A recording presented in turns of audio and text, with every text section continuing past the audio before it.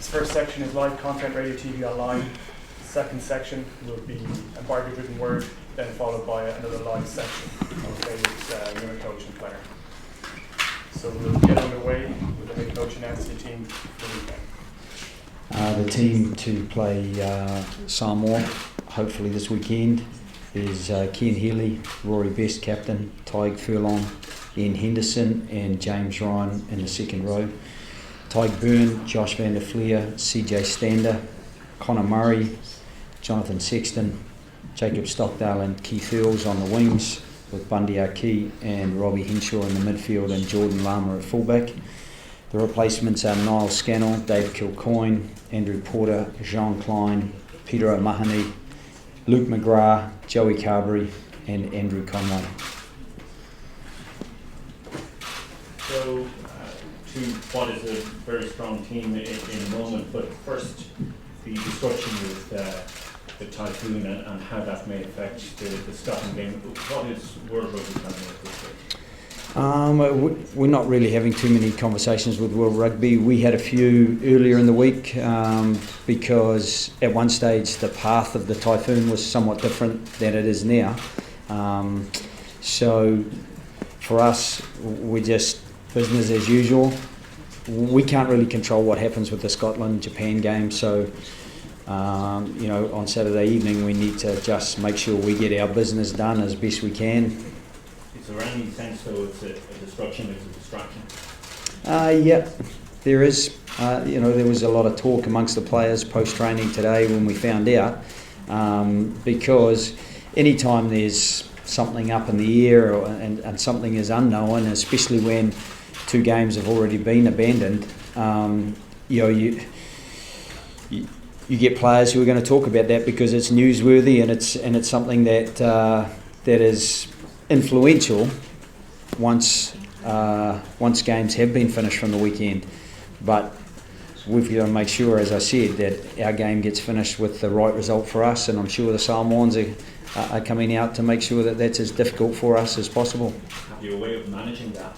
Just trying to keep that talk to a minimum?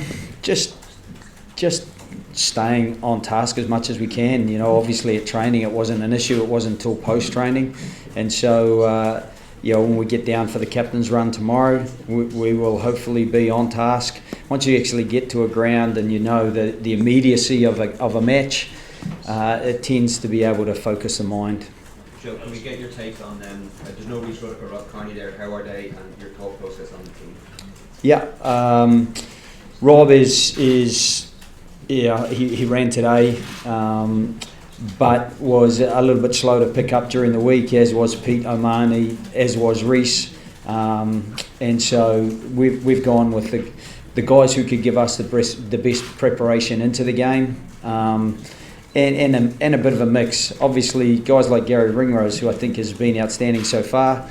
He's played 3 sets of 80 minutes in just 11 days. You can't expect people to keep on keeping on when that's the case. So Robbie is fresh, and we're excited to have him in there. So it is a little bit about balancing the load as well, albeit in a huge game for us. Joe, if the Scotland-Japan game doesn't take place, that will mean that you couldn't start the pool.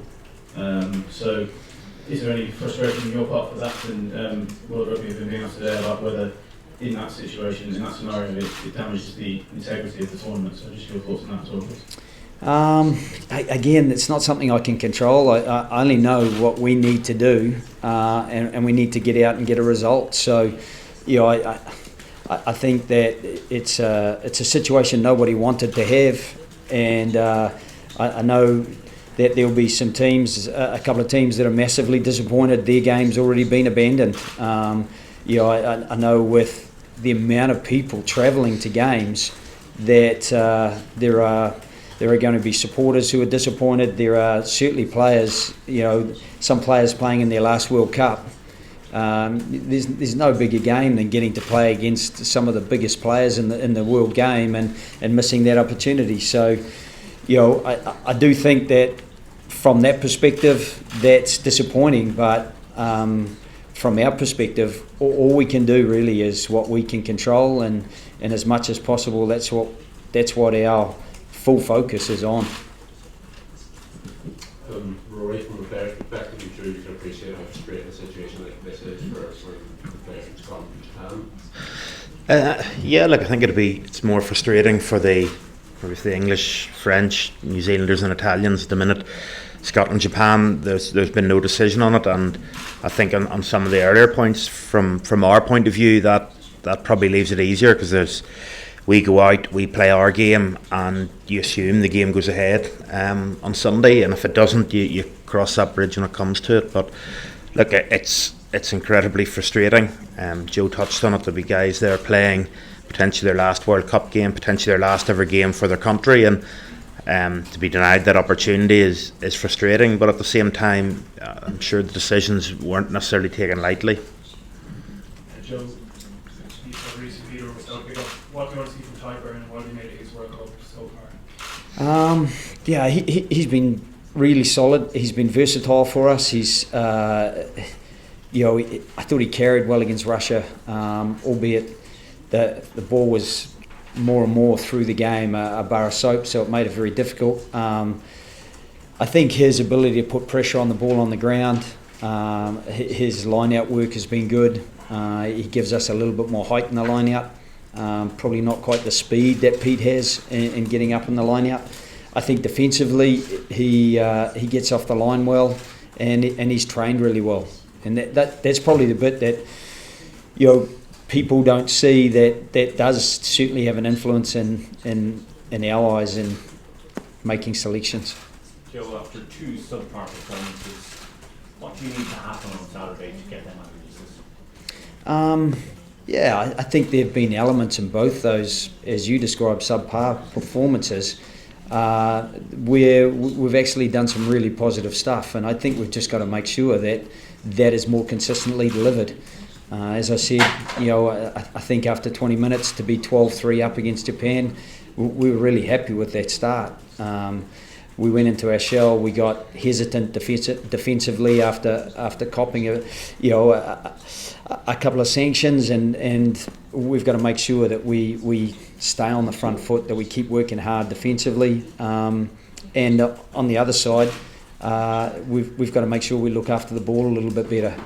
As I said, it was incredibly slippery, but when it is incredibly slippery, you've got to make sure that you adapt your tactics a little bit, that you get a little bit more focused on looking after it rather than trying to play too freely, too quickly. I think we got ourselves into a bit of trouble in the Russian game, trying to chase that bonus point. Once we got to 3 tries, I think it took us about another 25 minutes before we got the next one, just because we made some super line breaks and then try to score immediately. And sometimes you just got to make sure when you're looking after the ball that you can retain it and keep the pressure on, keep the squeeze on, and not maybe over try or try too hard.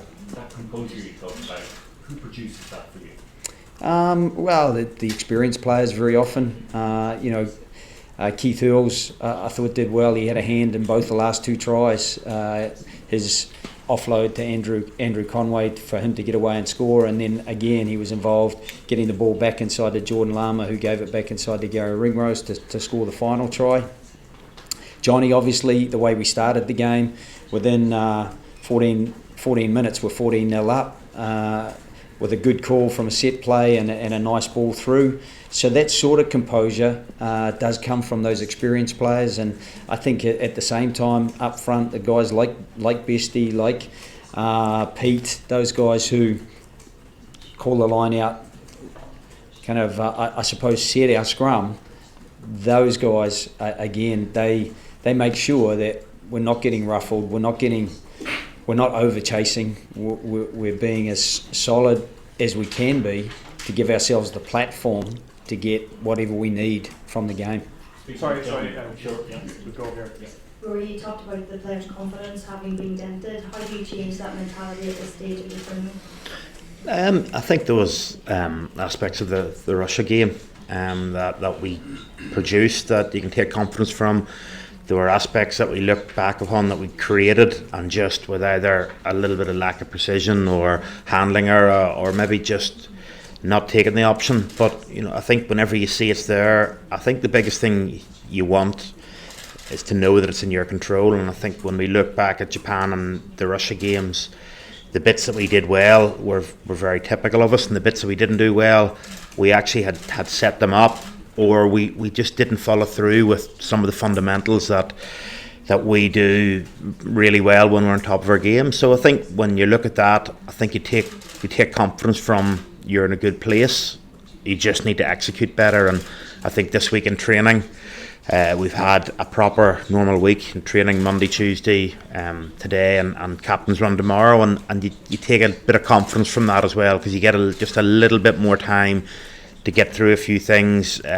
It's more about being able to execute it in the pitch rather than having to take it in a meeting or a walkthrough, which I think gives you confidence with people around you.